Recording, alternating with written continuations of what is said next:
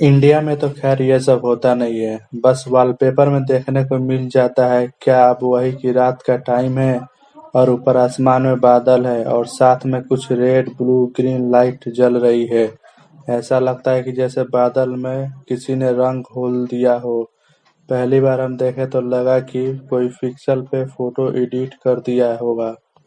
लेकिन एक दिन टीवी देख रहे थे तो उसे बताया कि ऐसा सही में होता है और इसको अरोरा बोरियालिस कहते हैं। हेलो फ्रेंड्स, मैं हूं हर्षराज और आप सभी का स्वागत है हमारे channel mysterious facts and figure पे।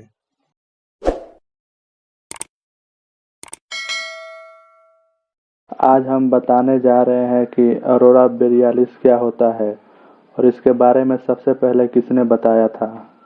सबसे पहले गैलीलियो ने इस घटना के बारे में बताया था और उन्होंने इसका नाम दिया अरोरा बोरियालिस।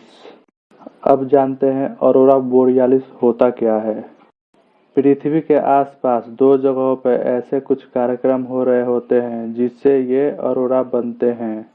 ये दो जगह एक दूसरे के उल्टा होते हैं। जमीन के किलोमीटर अंदर पृथ्वी के कोर और पृथ्वी के किलोमीटर ऊपर चमकता हुआ सूरज।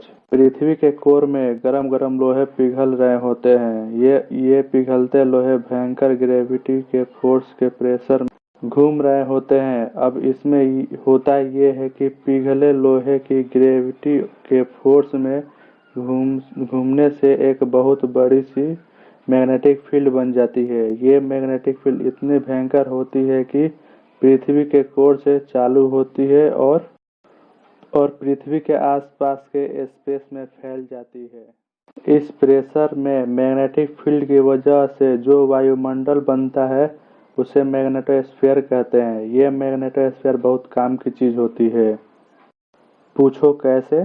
इस मैग्नेटोस्फीयर का फायदा ये है कि सूरज से लगातार आने वाले ऐसे चार्ज पार्टिकल जो अपने अंदर झोल भर चार्ज समेटे रहते हैं वो पृथ्वी के वायुमंडल में नहीं घुस पाते हैं। चार्ज समेटे पार्टिकल्स मैग्नेटिक फील्ड से टकराकर वापस लौट जाते हैं। ऐसे तो सूरज मेंटर की चौथे स्टेट में रहता है, यानी प्लाज्मा के आयंस और इलेक्ट्रॉन्स एक दूसरे के चारों ओर फ्री होकर घूम रहे होते हैं।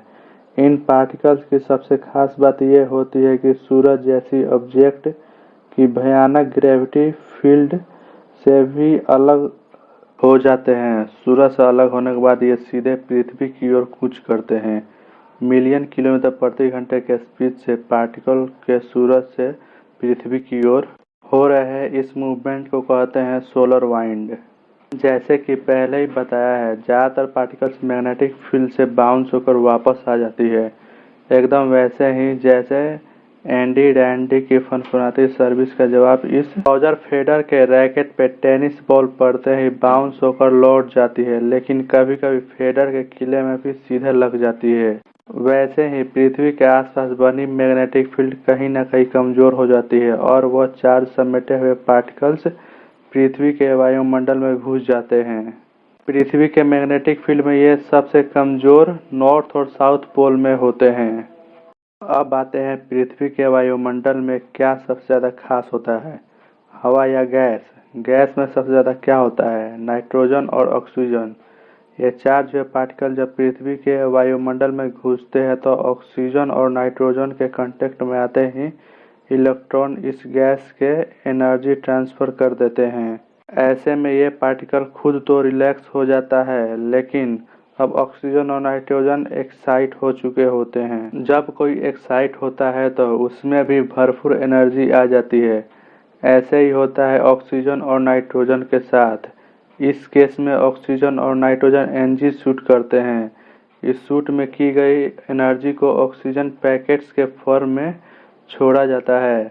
इस पैकेट्स को फोटोन कहते हैं। यही फोटोन हमें ऑरोरा के रूप में दिखाई देता है।